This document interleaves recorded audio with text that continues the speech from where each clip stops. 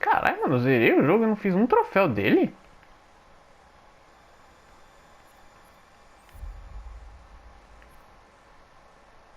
Ah, já que eu não vou jogar Castlevania agora, não. Mano, já é 4 da manhã, velho. Não vou jogar Castlevania às 4 da manhã. Até porque é uns bagulho que eu tenho que fazer que exige paciência. Então, deixa eu dar uma olhada em alguns conteúdos bônus. Conheça o elenco.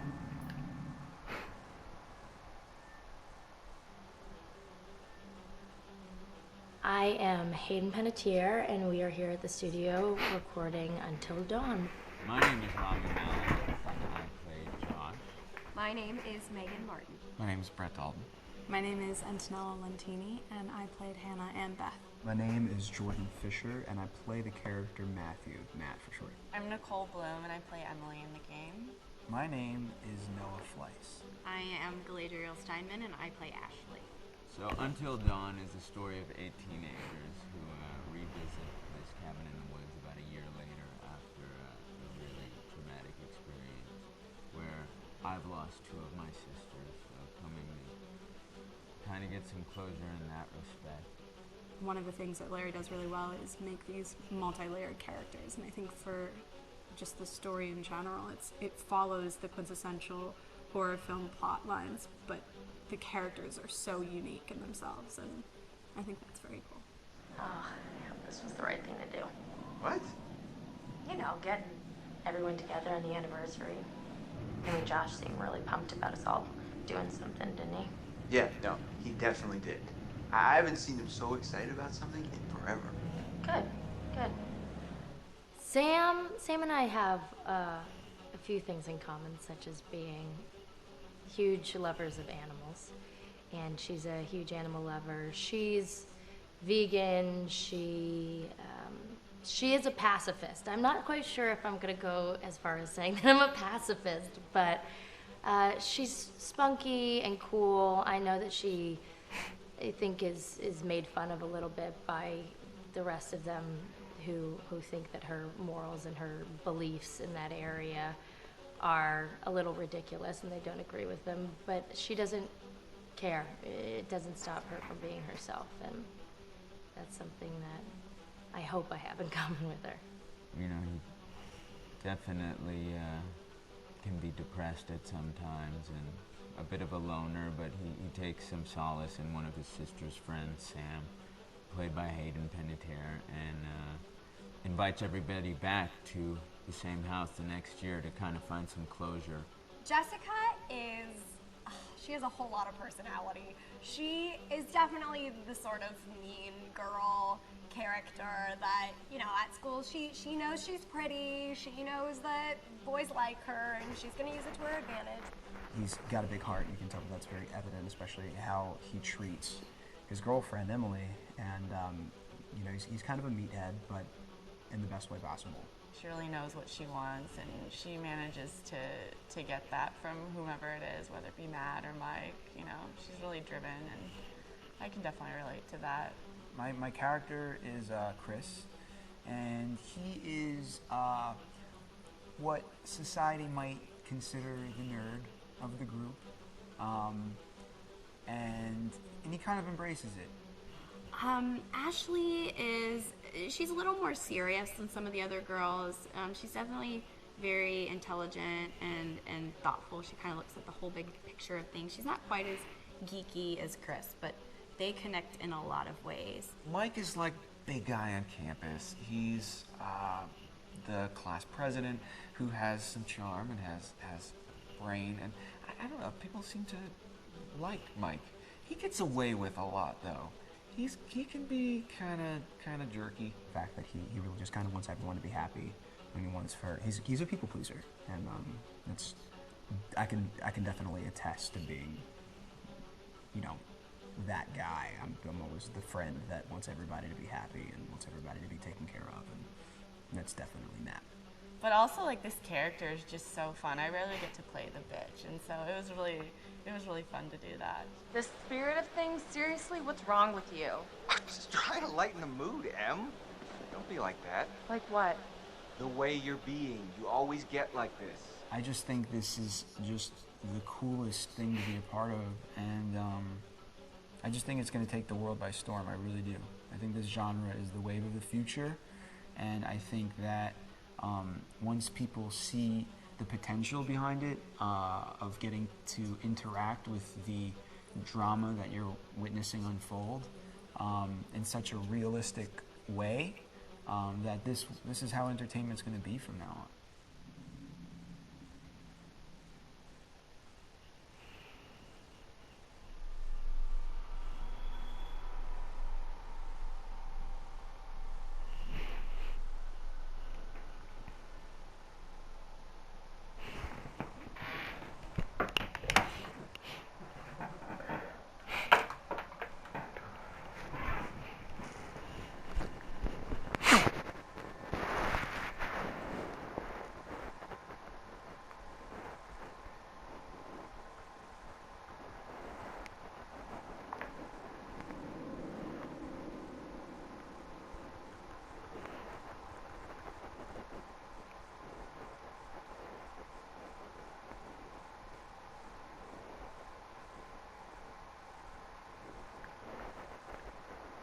Pô, você disse que tá vendendo bagulho, a pré-venda das edições limitadas lá.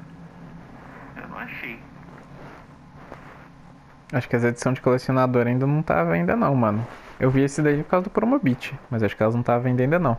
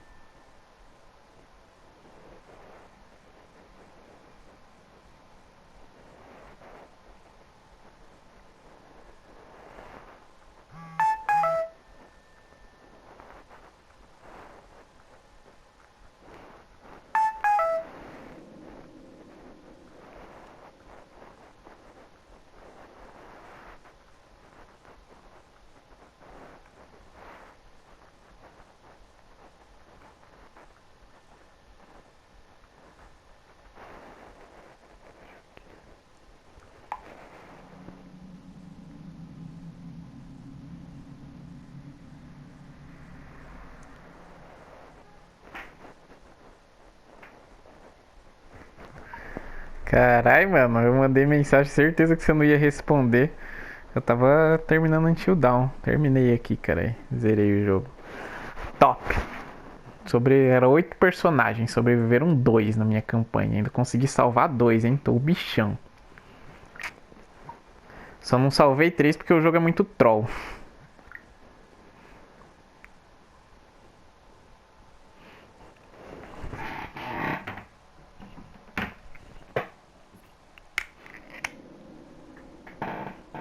Fazendo uma cena.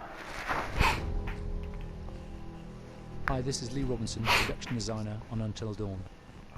The production design for Until Dawn started with the great teen horror script that sets the characters in a Canadian winter mountain lodge, being a contemporary setting with visual clues derived from classic films of that genre, such as Hitchcock's Psycho and Stanley Kubrick's Shining. The storyboards are vital to the production design as it allows the designer to understand the scale of the environments to be made and the detail that would be seen to create the atmosphere of a horror. This took us into concepts that took these storyboards further, visualizing the world through the color palette, the lighting, tone and the mood, and developing key locations such as the lodge, the cable car stations, the forests themselves, the wilderness. As you can see, the environments and atmospheres changed quite a bit from warm and inviting to cold and threatening.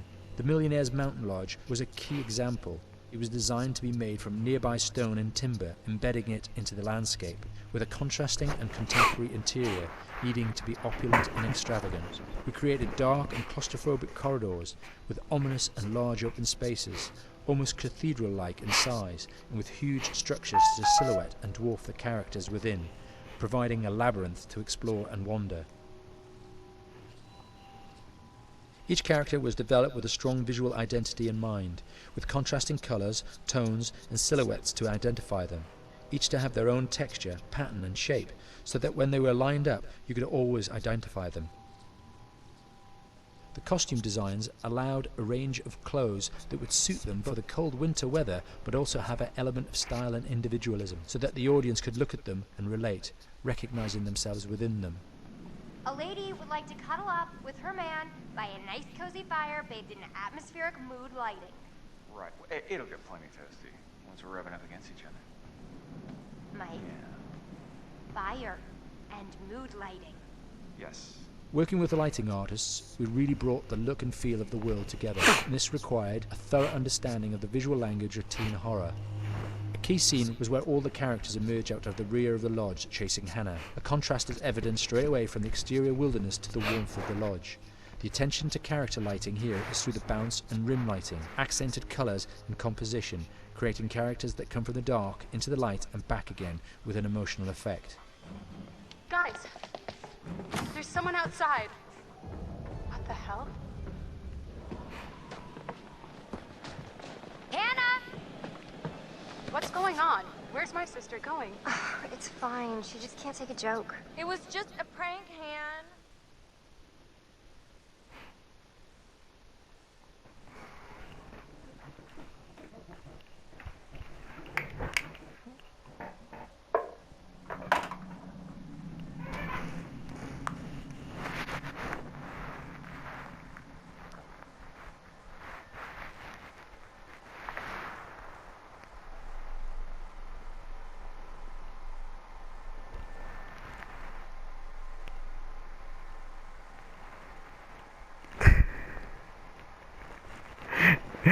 Cê é louco, tiozão. Foi foda, velho. Tomar no cu. Olha que os personagens sobrevivem bastante, hein? Tanto de Quick Time Event que eu errei, eles sobreviveram bastante. Mas tinha umas horas que não teve jeito. Pior que teve umas mortes que foi muito bosta. Foi um bagulho muito besta que eu errei, mano. Nossa, cê é louco, velho. Caralho, tomar no cu, hein? Isso foi tipo isso.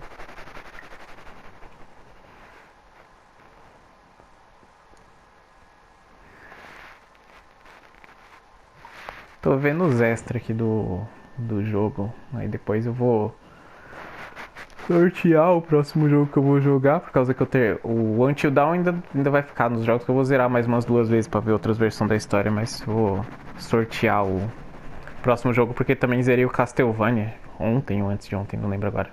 Acho que foi. Acho que foi antes de ontem. Antes de ontem. Foi de madrugada aí, foi ontem ou antes de ontem. De madrugada. Aí sortear outro jogo aí. Vou jogar depois o Castlevania. Que no final de semana eu vou fazer os 3 troféus dele que falta. Acredito eu, né? Não me parecem muito difíceis. Aí eu vou pro próximo.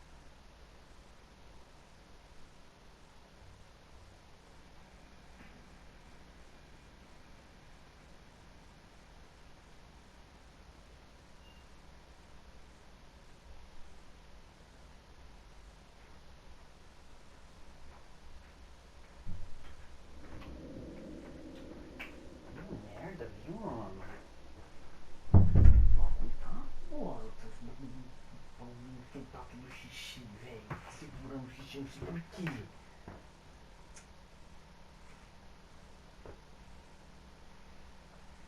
Merda isso, mano.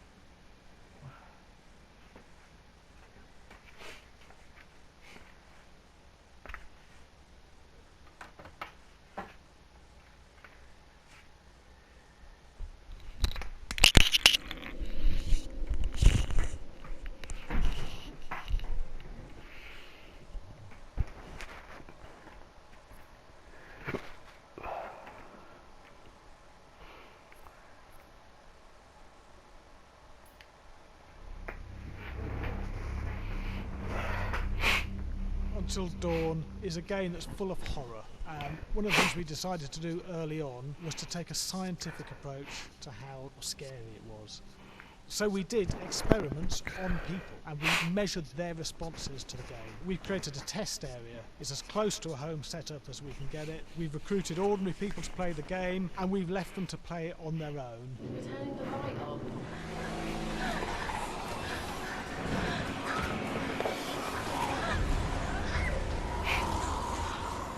The only difference is it's rigged with cameras and microphones that relay the data through to the next room where people are watching them play.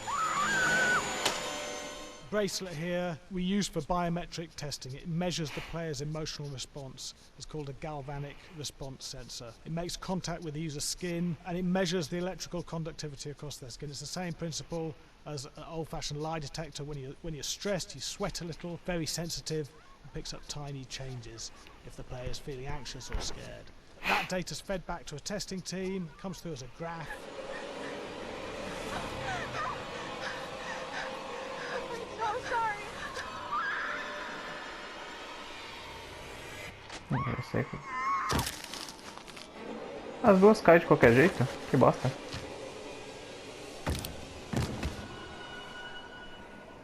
There's no point testing one or two people, you have to test a lot of people. When we have a scare that's consistently has a measurable emotional response, then we knew it was good. If it didn't have that, it goes back to the team for improvement. The data doesn't tell us what's wrong with the scare, it only tells us if it's working or not. Wait, okay, so you hear that too, right? Josh. Here we have a chapter relatively early in the game. Weirdly regular. Nothing regular about it. We have to create tension and anxiety in the player so they are ready to receive the scare.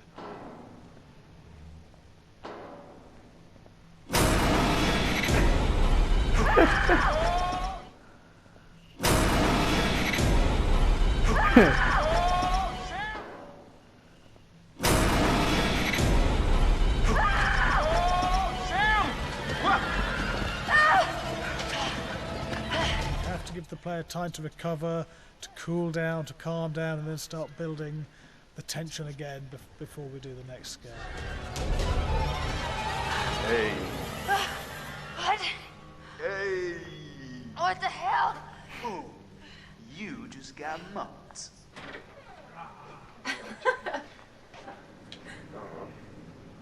Yeah, I have such an adrenaline high from that game. There's two things we found. One is we could look at the scares, analyse if our expected scares were working effectively. Were people shrieking and covering their hands, or were they getting an emotional response? And being scientific about it means that we strip out people's opinions about whether things are working or not. We've got data, and we look at the data. Pretty scary. Scared and wanting to get away. I actually do. Maybe a bit scared to play on my own, but... In a room with the lights on, yeah, with some other people as well, yeah, maybe. Because I'm a scaredy cat, I would play with someone in the room. And the lights on. It was one of the scariest games I've played in a long while.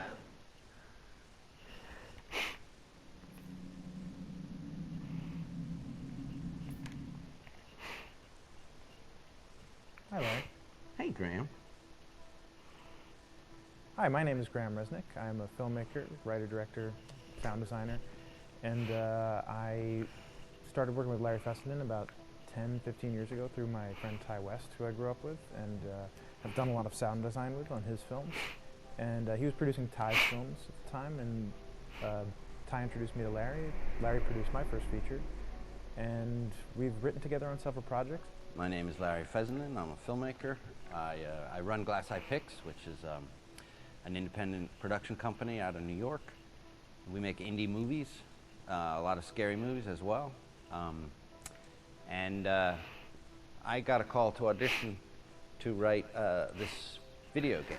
And I called my pal Graham Resnick because Graham is a gamer. And while I thought I could offer something to the idea of writing this multi-branching story, I knew that I would want Graham's expertise as a lover of gameplay, since I guess games were started. So and just as a lover.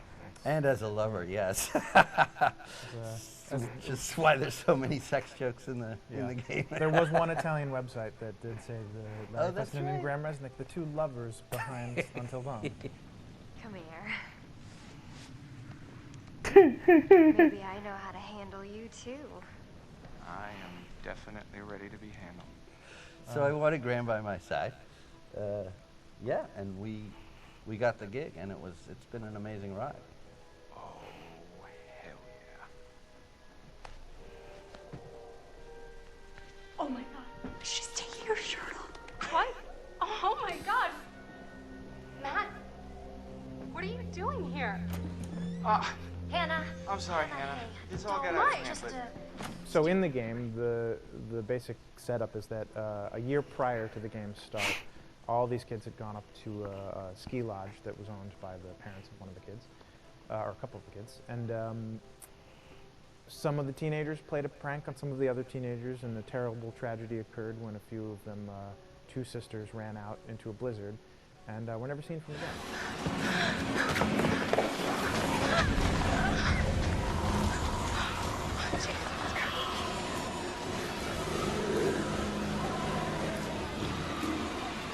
And so now, a year later, this is kind of torn apart this group of friends. They've gone through some trials and tribulations in the past year. The brother of the two girls has had a lot of psychological issues, and to kind of help him cope and help them all get over it, they all returned to the lodge a year later, back up on the mountain.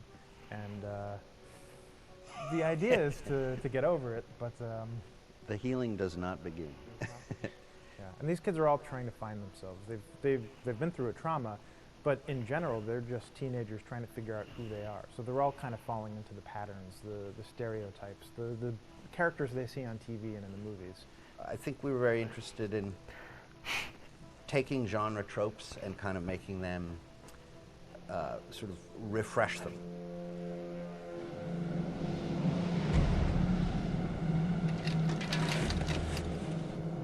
Hey, did you see that? Dad said it'd just be us this weekend. We're familiar with how slasher movies work. Most people have seen some horror movies, and we have established notions and preconceptions about the roles of the players in horror movies and how they talk and how they get killed and how they have sex.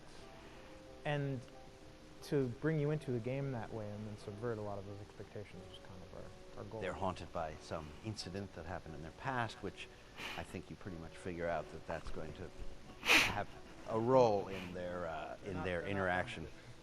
Yeah, so I think what was fun was we take some sort of stock characters and we try to give them some shape, but at least at the beginning they're recognizable in the way of groups of friends. There's the jock and the bitchy girl and the rivalries between everyone. And oh my gosh, and really fun characters too. We just had so much fun living in the minds of these characters through writing the script. What do you think? Jesus! It was fun. I think we were looking to get that kind of banter that you Yeah. see both in movies, but also that you absolutely have with friends, and sort of those inside jokes. And of course, as writers and as friends ourselves, we sort of developed little tracks, and we try to give the characters that kind of vibe.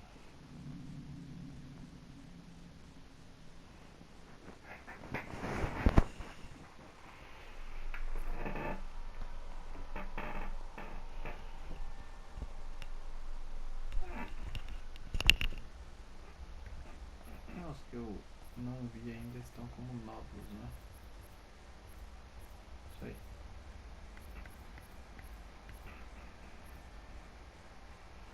A trilha sonora.